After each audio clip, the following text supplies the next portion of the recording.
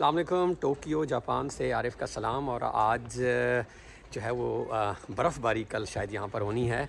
आज की वीडियो बहुत अहम है। आज इस वीडियो में हम दोबारा एक दफ़ा टॉपिक डिस्कस करेंगे कि ज़बान के बग़ैर अगर आपको लैंग्वेज नहीं आती तो क्या जापान में आपको जॉब्स मिल सकती हैं। अगर मिल सकती हैं तो फिर कौन कौन सी नौकरियाँ होती हैं, और अगर आपको ज़बान आती हो तो यहाँ पे क्या मौक़े हैं। तो एंड तक वीडियो को ज़रूर देखें। अगर आपका जापान आने का प्लान है तो फिर ये वीडियो आपके लिए है। अस्सलाम वालेकुम। जापान से आरिफ का सलाम। जापान में इस वक्त जो है वो दिन के 3 बज रहे हैं। सूरज जो है वो बादलों में चला गया है क्योंकि प्रेडिक्शन है कि सुबह आज रात और कल जो है वो शायद यहाँ बर्फ़बारी भी होगी। और टेम्परेचर काफ़ी डाउन हुआ है। मेरे ख्याल में भी टेम्परेचर जो है वो 4 या 5 डिग्री होगा इस वक्त। बहुत अच्छी और इंटरेस्टिंग वीडियो। इस टॉपिक में पहले बात तो कर चुका हूँ, लेकिन क्या करें, जब बार बार सवालात ऐसे आते हैं चैनल पे तो मैंने सोचा कि मैं दोबारा एक वीडियो बनाकर बड़ा क्लियर आपको बताऊं। सवाल ये है जो कि मैंने वीडियो के स्टार्ट में बताया कि क्या जापान के अंदर आप बग़ैर जापानी ज़बान जाने नौकरी कर सकते हैं या आपको जॉब मिल सकती है। ये एक सवाल है जो कि बड़े कॉमन पाकिस्तानियों का होता है, क्योंकि जापानी ज़बान सीखना भी ऑफ कोर्स काफ़ी सारी एफ़र्ट लगती है और आसान भी नहीं है, टाइम भी लगता है।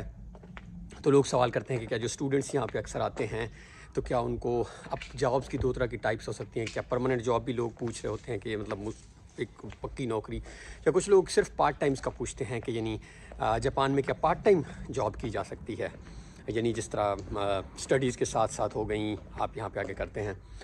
तो इस पर मैंने ऑलरेडी एक बड़ी डिटेल वीडियो बनाई थी आज से कुछ अर्सा पहले, लेकिन मैं दोबारा इस टॉपिक पे आज वीडियो बना देता हूँ। जापान में जापानी ज़बान अगर आपको नहीं आती तो ऐसा समझ लें कि 100 में से एक अंदाज़े के मुताबिक अगर आप टोक्यो में हैं तो मेरे ख़्याल में आप कह सकते हैं कि 20 नौकरियां आपको मिल सकती होंगी पार्ट टाइम्स की मैं बात कर रहा हूं। और अगर आप जापान टोक्यो से कहीं हटकर हैं, यानी ये टोक्यो साइतामा ये जो है किसी देहात वाली साइड पर हैं, तो फिर समझ लें 20 में से 10 नौकरियां बमुश्किल बचेंगी जिसमें आपको बग़ैर ज़बान के मतलब जॉब आप कर सकें। ये रियलिटी है। इवन टोक्यो में भी अगर आपको बुनियादी ज़बान नहीं आती, बुनियादी से मुराद है या आप ग्रीटिंग्स लेवल नहीं आती, तो भी बहुत सारी जगहों पे आपको नहीं रखा जाता, चाहे वहाँ ज़रूरत ना भी हो। लेकिन ऑफ कोर्स क्योंकि आपका सुपरवाइज़र जापानीज़ होता है तो वो चाहते हैं कि यार कम से कम थोड़ी बहुत अगर हमने कोई बात करनी है, समझानी है, तो इसको इतनी ज़बान तो आती हो कि हम समझा सकें।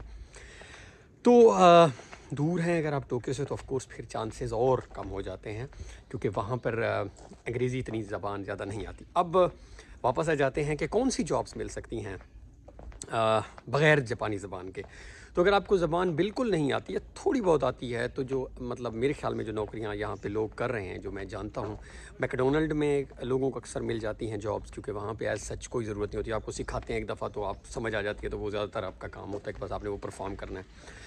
इसी तरह कुछ मार्केट्स में मिल जाती हैं, वेयर हाउसेज़ में मिल जाती हैं, जहाँ पे आपने बोलना शोलना नहीं होता, बस आपने काम करना है। यमातो जिस तरह कुछ डिलीवरी सर्विसेज हैं, उनके ऑफिसेज़ हैं जिसमें आपने ये डाक वगैरह को इकट्ठा भेजना होता है या कुछ करना होता है।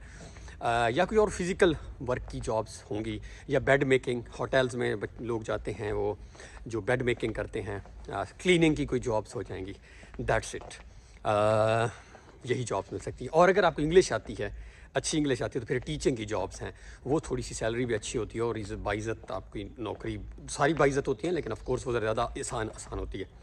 ये तो है जो ज़बान आपको बहुत कम आती है। जब आपको थोड़ी सी ज़बान आ जाए तो फिर ऑफ कोर्स आप इससे अच्छी जगह पे जा सकते हैं।